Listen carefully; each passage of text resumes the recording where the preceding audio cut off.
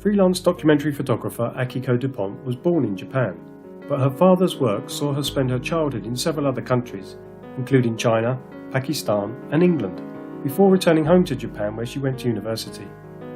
DuPont says she has always been interested in the diverse life experiences of people around the world. Her curiosity drives her to engage with these subjects and to develop a rapport with them. Often, a story emerges about what makes them tick and how their circumstances sit within the wider context of the rest of the world. People lie at the heart of her work, and DuPont's photojournalistic style is typified by natural light and real-life locations, giving her work an immediacy, capturing fleeting moments in the lives of her subjects. Her photographs have been published and featured around the world, including the Washington Post, the Huffington Post Japan, Mainichi Weekly, Fox News, and many more. Notable past projects have documented the fast-changing lives of the people in Myanmar, putting on record Philippine victims of sexual violence during World War II, and documenting the work of the last traditional tattoo artist of the Kalinga tribe, also in the Philippines. But for her most recently completed project, Gigi and Kiniko, DuPont chose to look within her own family to tell a far more personal story. It documents her grandfather Gigi's growing love for a cat, Kiniko, during the progression of his Alzheimer's disease, and was picked up by many Alzheimer's organisations around the world. The connection to her subject here, uncommon in her work, at times making it especially difficult for her, at one point having to stop taking photographs for almost a year.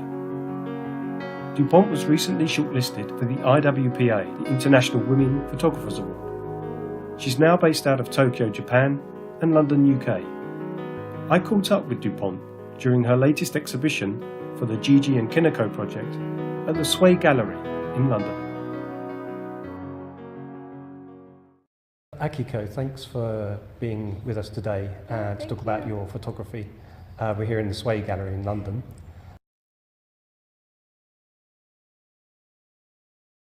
And I just wanted to spend a few minutes to get to know you for our viewers, and for them to sort of understand a little bit about what inspires your photography and also the travels that takes you on as well. You were born in Japan. Yes. And grew up on an oyster farm, Yes. I hear. So what was that like? So my oyster farm is in Kansai area, Hyogo, and I lived part of my childhood outside Japan, and then came back to Japan when I was 7, and then moved to oyster farm. And so because I was quite small, the effect wasn't that big, I believe. But because I did go outside the country, I did have a little bit of different sense compared to the other people. And because it was a very small town, everybody was very close, very traditional. And I did have a little bit of challenge blending in sometimes. We had different values, way of thinking, manners, but I'm glad I came back.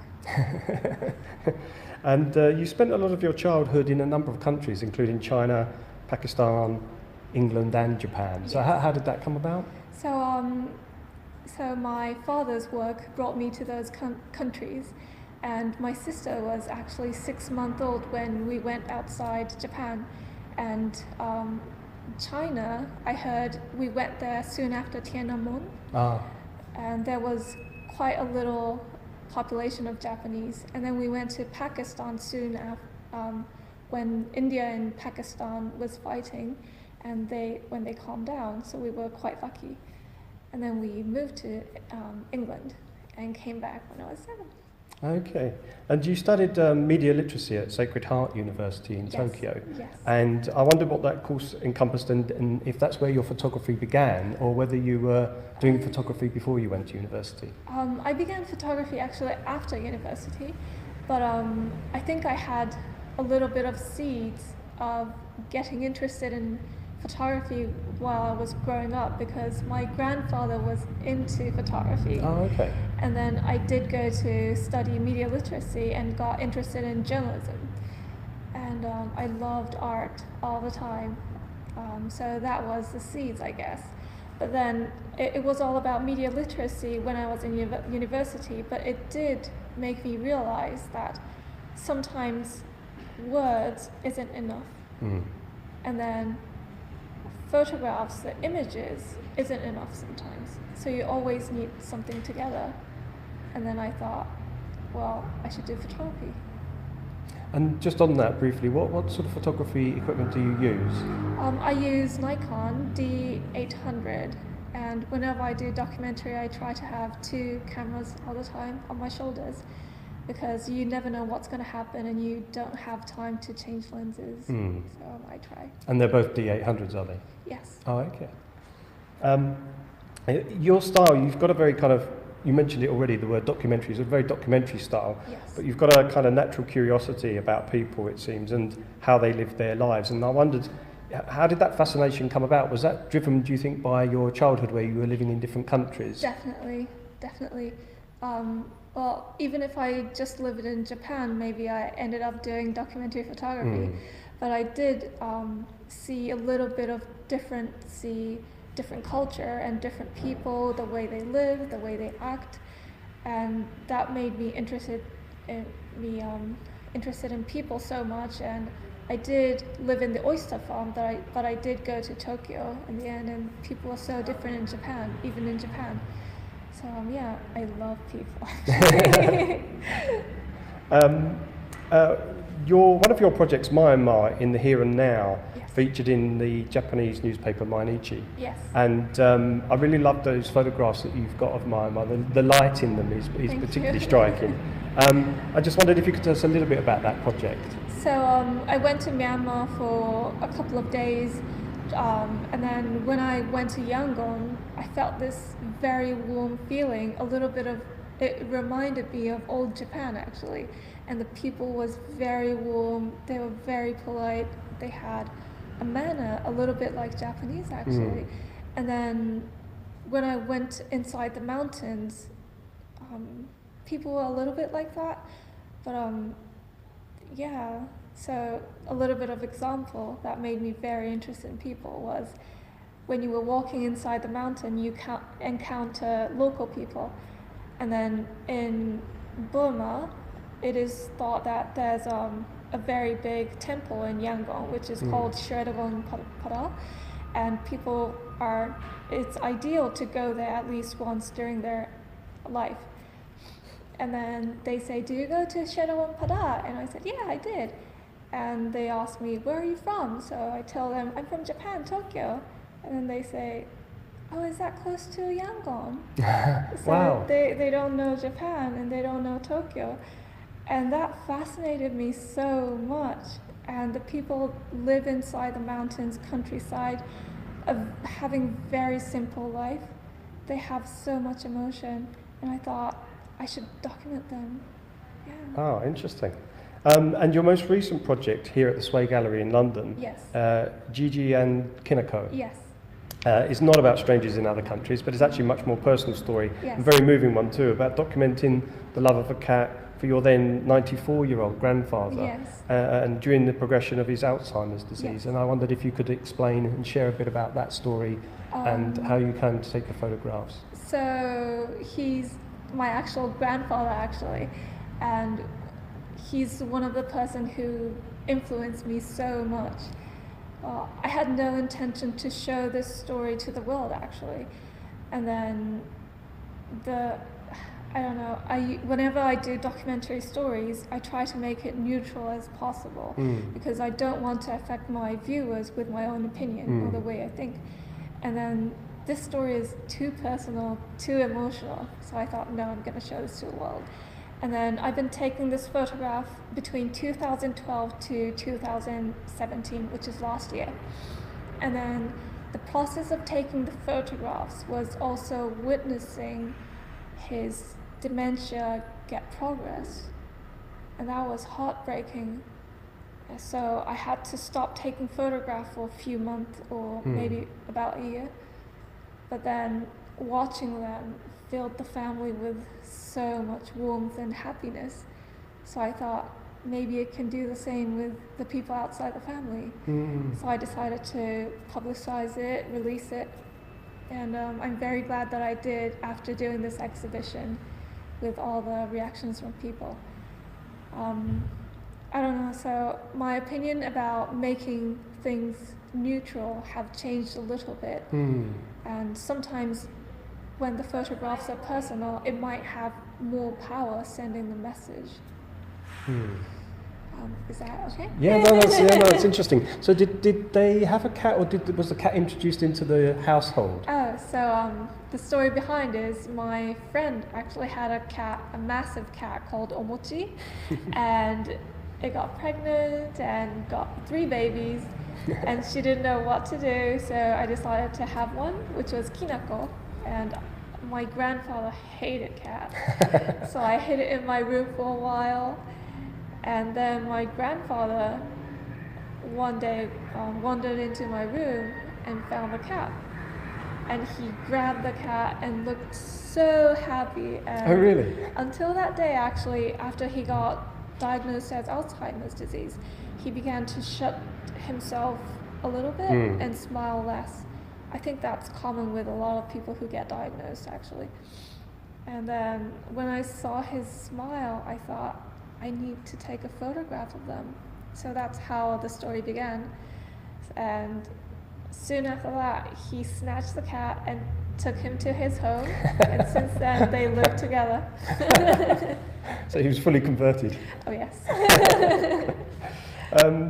So you've shot around the world, and Europe and the Far East as well. And I wondered what your favourite place is, both to travel and also to shoot in, and whether there was a correlation between travelling and shooting. That's a difficult question, actually. Asia and Europe is a completely different world, which I cannot choose where is good or what is good. But if I had to choose one place, I'd say Japan and Burma. So Burma is changing so much right now. I've been there maybe 7 years ago, the first time, and when I took the people in the mountains. And then people in Yangon had, actually most of the people did not have cell phone. Oh, really? And then after I went back 4 years ago or 3 years ago, everyone had cell phone and everybody had Facebook. So things changed so much. I'm sure people's value have changed a little bit too, and the people react was different as well. People began to wear miniskirts and dyed hair. But yeah, I think that's similar with any other countries. But yeah, still, I love Burma. It has so many faces. Yeah. And you now split your time between the UK and Japan, which is what I do actually. And I wonder what it was about each country that draws you back, rather than you choose just one of them as your home. Oh, that's difficult. So very personal answer. One of the personal answers, I want to keep my root where my family is, and obviously most of my family is in Japan, and then my husband is in the UK, and I want to spend most of the time where they are. That's personal answer one. And then I cannot choose Asia or Europe, and I'm very lucky that I have 2 homes.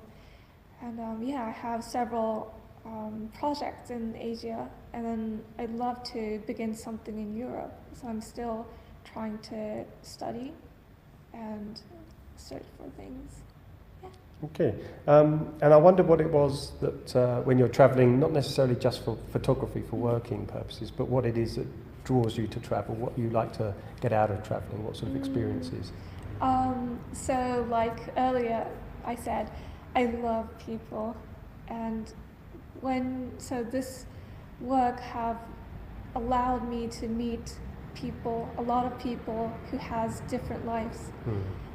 Not specifically someone special or a celebrity. They all have different lives, and knowing people's life is a little bit like reading a precious book.